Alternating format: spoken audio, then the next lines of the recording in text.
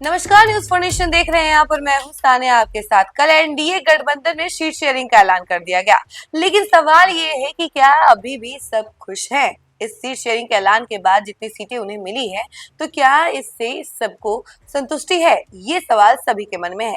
तो देखिए, एक ट्वीट जो है उपेंद्र कुशवाहा के द्वारा किया गया है, उस ट्वीट के बारे में हम आपको बताएंगे, लेकिन उससे पहले बता दें कि आखिर एनडीए गठबंधन में कितनी सीटें जो हैं किस पार्टी को मिली है। तो देखिए, अगर जदयू की बात की जाए तो 101 सीटें मिली हैं, वहीं बीजेपी को भी 101 सीटें मिली हैं। तो वहीं दूसरी तरफ एलजेपीआर की बात की जाए यानी चिराग पासवान की बात की जाए, जो कि काफी समय से नाराज चल रहे थे और उनकी डिमांड थी कि उनको 40 सीटें मिलनी चाहिए, उन्हें 29 सीटों पर संतुष्टि करना पड़ा। वहीं दूसरी तरफ देखा जाए जीतन राम मांझी और उपेंद्र कुशवाहा, आपको तो याद ही होगा कि जीतन राम मांझी आए दिन ये कहते हुए नजर आते थे कि हम चुनाव नहीं लड़ेंगे अगर हमको 15 सीटों से एक भी कम सीट मिलता है तो। लेकिन जीतन राम मांझी जो है वो 6 सीटों पर संतुष्ट कर गए। अब देखिए कि सीट शेयरिंग का अनाउंसमेंट हो गया। 6 सीटें जीतन राम मांझी को, 6 सीटें उपेंद्र कुशवाहा को। उपेंद्र कुशवाहा भी ज्यादा सीटों का डिमांड कर रहे थे, लेकिन किसी भी पार्टी को ज्यादा सीटें नहीं मिली, यानी जितनी डिमांड कर रहे थे वो उतनी सीटें नहीं मिली।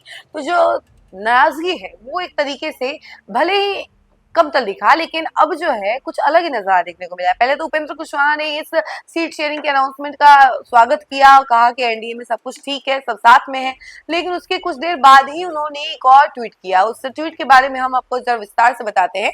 तो देखिए, उपेंद्र कुशवाहा ने लिखा है, आप सभी से मैं क्षमा चाहता हूँ, आपके मन के अनुकूल सीटों की संख्या नहीं हो पाई।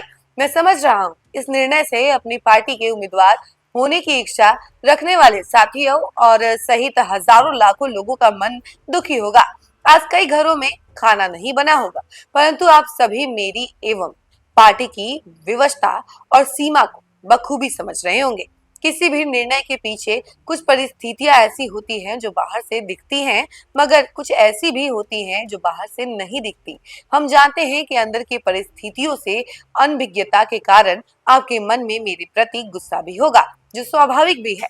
आपसे विनम्र आग्रह है कि आप गुस्सा को शांत होने दीजिए, फिर आप स्वयं महसूस करेंगे कि फैसला कितना उचित है या अनुचित। फिर कुछ आने वाला समय बताएगा। फिलहाल इतना ही नहीं।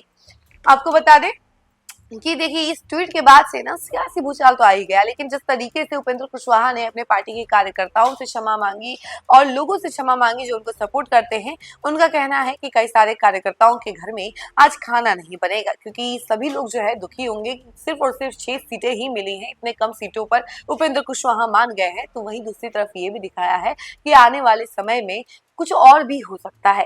जिस तरीके से सीट शेयरिंग का अनाउंसमेंट किया गया, लेकिन वहीं जीतन राम मांझी और उपेंद्र कुशवाहा को 6-6 सीट देकर जो है टाल दिया गया। उसके बाद उपेंद्र कुशवाहा, पहले तो उन्होंने स्वागत किया, लेकिन उसके बाद अनऑफिशियल तरीके से उन्होंने ये भी कह दिया कि हम क्षमा मांगते हैं कि हमें इतने कम सीटों पर संतुष्टि करना पड़ा। उन्होंने ये भी कहा कि कुछ परिस्थितियां ऐसी होती है जो दिखती नहीं है, भले जो बाहर दिखती हैं वो वैसी होती भी नहीं है। कई सारी चीजें जो हैं वो हमें पता होती हैं, लेकिन कई सारी चीजें ऐसी भी होती हैं जो पता नहीं होती है, और उन्हीं परिस्थितियों की वजह से उन्होंने ये डिसीजन लिया है, वो 6 सीटों को लेकर मान गए हैं।